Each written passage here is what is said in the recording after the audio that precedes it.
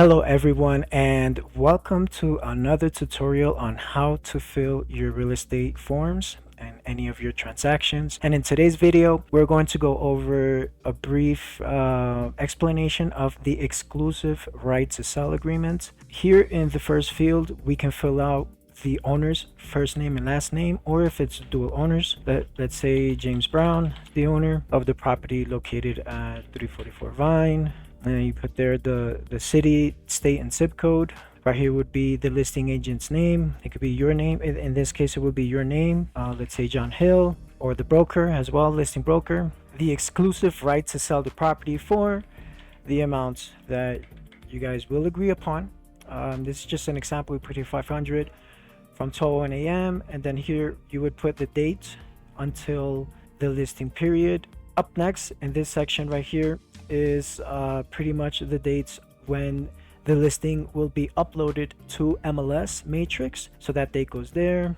Let's scroll a little bit down, and we have the listing broker fee. The owner understands and acknowledges that the broker compensation is not set by law or by any realtor association or one key MLS and is fully negotiable. So with the owner's initial, there's two ways to do it here. It is highly recommended, usually that it is not by text. In other words, we cannot come here and let's say JB for James Brown in text. So that is not allowed. The only two ways is by physical signature, that the owner puts his signature here by hand, or digitally with programs that legalize documents digitally, like Adobe, for example, that keeps track of who signed it, the IP address, and etc. So for the owner's initials and any future documents after this tutorial, it's either by hand, the signatures are by hand, the initials are by hand, or if it's digital, it has to be with a program that legalizes the document digitally. Just to get that out the way, let's continue. For the listing broker fee, the owner hereby agrees to pay the listing broker a total fee in the amount of the percentage. It could be 1%, 2%, 3%, whatever you guys agree upon, of the selling price, of the price that you guys agree upon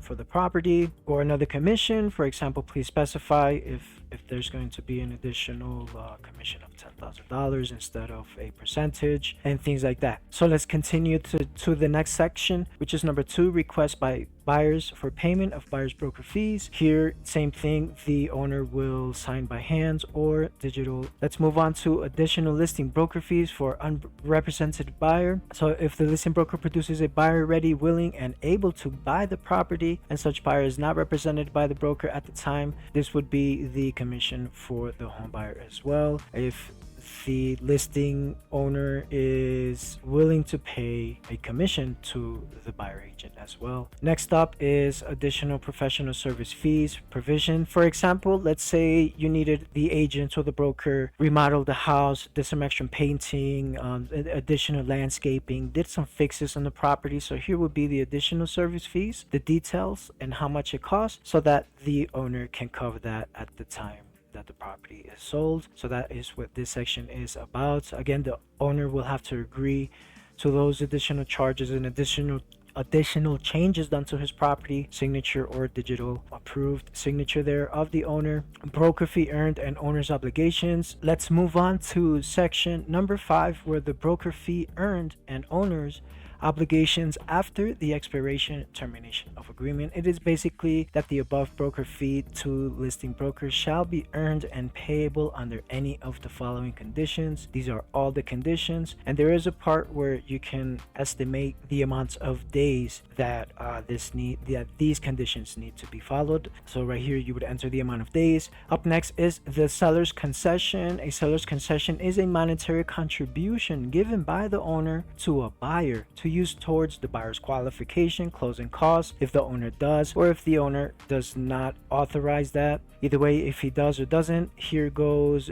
the owner's initial and signature or digital. If the owner authorizes the listing broker to advertise the owner is willing to consider a seller's concession, then here we would put the amount of that concession and the owner's handwritten signature or the digital signature there. Let's move on to section number 7, potential for dual agency. The explanation there. So the parties acknowledge that the owner has been presented with a New York State agency disclosure form, which defines the concept of a disclosed dual agency. Number 8, marketing. Owner grants to the listing broker full discretion to determine the appropriate marketing approach. Number 9, authorization for sale sign and other devices. So the listing broker is or is not authorized to place the for sale sign in the property. And the next one is that the listing broker is or is not authorized to use a lockbox. So these two are super important. The owner gives permission or does not give permission to the listing broker to share keys to the property with other licensed real estate professionals. Super important. Up next is number 10, the rental property. Should the owner desire to rent the property during the period of this agreement? This is also super important on how much that rental fee is going to be for. Up next is the next box is if this is going to be upon the execution of the lease or upon the date of occupancy. The rental fee for any renewal thereof, etc. Let's move on to section number 11, use of audio recording devices. Very important.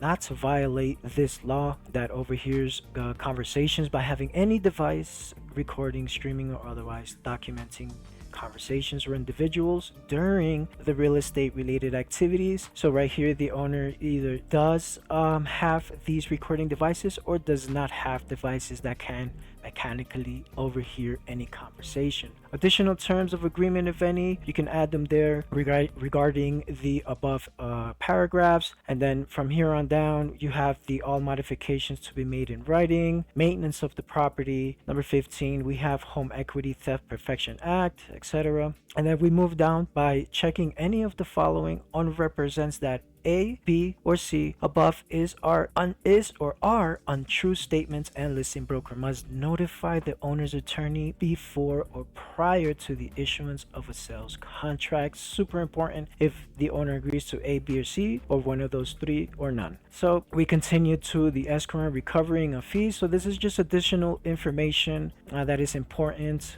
for the owner to review as well. The copyright notice, the pending contract price, the acknowledgement that the owner has read and understands this agreement and acknowledges everything in this document. Then we have the equal opportunity in housing. Owner and listing broker agree that the above listed property is to be listed and marketed in compliance with a federal, state, etc. for human rights and all that extra stuff. Dispute resolution. The parties agree that any dispute concerning the terms and conditions of this agreement cannot be reasonably resolved between them, can be submitted to a voluntary mediation proceedings. And finally, please initial below. So here would be the owner's initial, again by hand or digitally. And there's two parts here. In the event that if it's two owners that or couple or dual ownership here, so one initial will come on the left side, the other initial will come here on the right side. And that is it for this form. Right here, finally, at the party's signature, we have two signatures done by hand or digitally by an approved software. We have the dates. If it's dual owners, both signatures. If it's just one owner, one signature. Listing broker, the authorized representative, and also the listing agent. Here are the dates, and that is it for this document, ladies and gentlemen. You can always review this carefully, each paragraph, each section of this exclusive right to sell agreement. Thank you so much for watching this video on how to fill out the exclusive right to sell agreement. Hope to see you soon for you to continue learning on how to fill out your real estate transaction forms. Thank you so much, and we will see you in the next video.